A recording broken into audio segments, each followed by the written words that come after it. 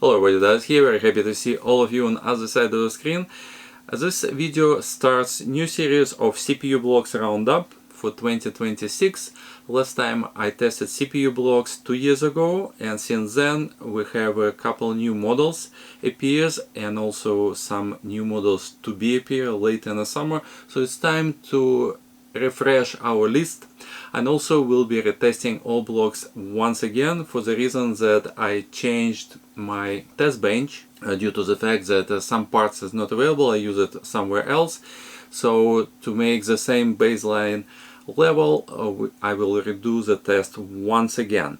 It will be AM5 platform with the same settings as we did use last time, but the components a little bit changed. Specifically, I put all the GPU inside, and we will be testing as just a regular common setup. When we have a GPU and CPU, we'll be stressing both simultaneously and see what the temperature for the CPU blocks will be as a result of that after all temperatures equalize, which takes about 1 hour of testing.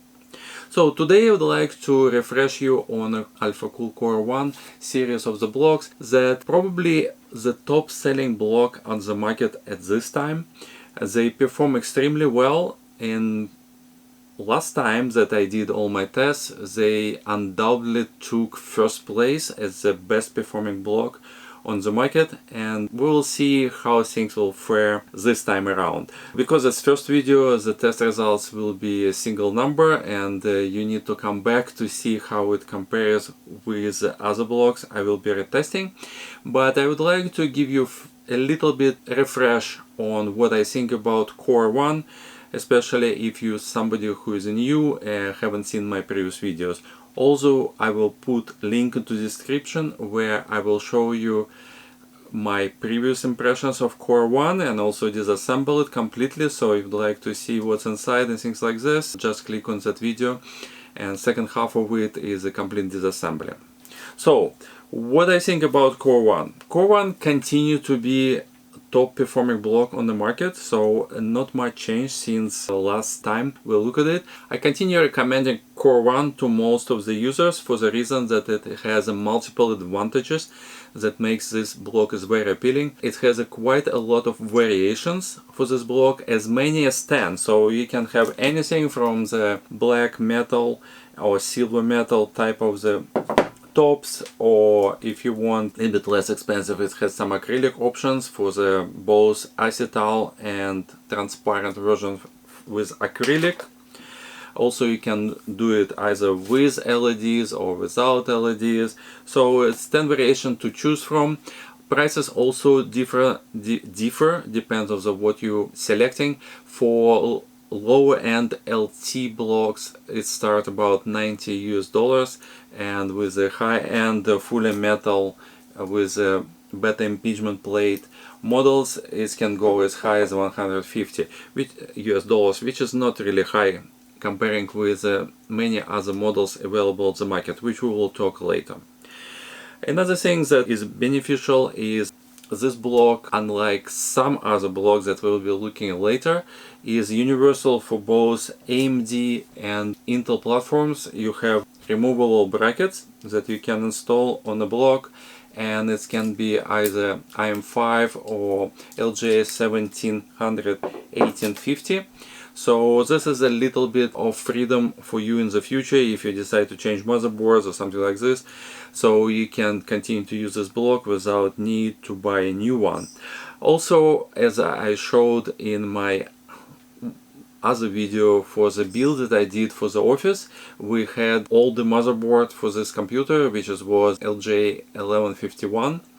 And with a simple drill of the bigger holes on the Intel brackets, I was able to install the block also on the lower end i5 type of the motherboard. So with a little effort you can actually put it not only on LJ1700 or 1851.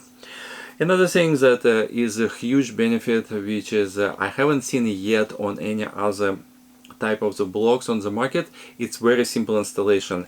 It's springless, so you just install posts and put block and nuts on those posts, and basically somehow without any springs it's performed really well, consistently well I would say, because I tested both Intel AMD platforms. I also have it in my office computers, so this block is working really well, so I really like it.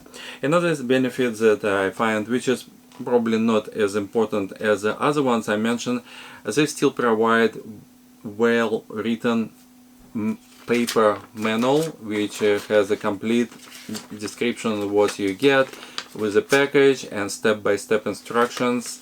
So for somebody who is a beginner, I think it's really nice that right out of the box you have very detailed type of the manual, which is give you full step-by-step instruction how to install block. Also it's very simple, but again, if you're somebody new, it's a huge benefit. And if we're speaking about negative, because I feel like you have to say something negative, just for the checkmark at least. So one thing that I put as a negative would be the fact that for Intel platform, out of the box it's only compatible with LJ1700 1850. So if you have something like 1151 or 1200 type of LJ platform, you can't install it out of the box, but if you're a little bit crafty you can by drilling those holes in a bracket. Hopefully you will not destroy them in the process. Another thing that I would like to mention, that we sold several hundreds of those blocks in past 2+ years. While the number of issues was absolutely minimal, there's still minor quality control issues that we experience from time to time, although they reduced recently. Especially at the beginning we have a little bit more, now it's almost non-existent. For example, sometimes the posts has a bad threads on them, so we have to replace post. It was an issue in the beginning of those blocks to be released. Now I haven't seen this issue for some times. We have one single RMA when LT model developed some cracks. So there's a couple issues that we experience. I put it as a minor quality control issues for the specific block, but it's not anything major, to be honest, to be with you. So most of the customers were very happy. So we're speaking about fraction of percent of the chance that blocks have some issues, and they're always something that right out of the box, not something you develop later. So if something happens, most likely you will know it right away. So that's all for today. I leave you with number that we get from the new test bench, and you will need to come back to see how it's stuck with a number of other blocks that I have in the pipeline. So we'll have Thermal Grizzly, Beats Power, AK. Later in the year we'll have new Heatkiller, so we'll see how they stack with each other. And overall I think that it's excellent selection. I highly recommend Core1 to continue to be one of the top of the choices when you consider for new CPU blocks.